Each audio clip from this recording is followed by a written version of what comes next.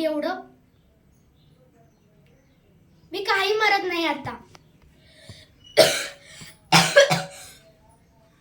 ते सुटाबुटातील वैद्य म्हणतायत शस्त्रक्रिया करावी लागणार आहे. मग होईलच ना बरा. ए ताई, मी घाबरतोय का? नाही ना. मग तू का घाबरतीयस? तू दिवसभर काकूची कामे करतेस, काकू काकांच्या ओरडा सहन करतेस आणि रात्रभर माझ्या जवळ बसून धीर देतेस.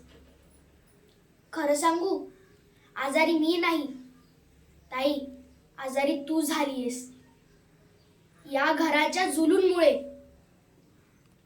आणि ताई, तू जर माझ्यासाठी त्या राक्षसाचे लग्न केलंस ना, तर मीच शस्त्रक्रिया करणारच नाही. माझं आयुष्य तुझ्या आयुष्याच्या किमती नको मला. ताई, स्वामी आहेत ना मला. स्वामी आहेत माझ्यासोबत. तू रोज म्हणतेस ना मला दत्तगुरु सोडत नाहीत.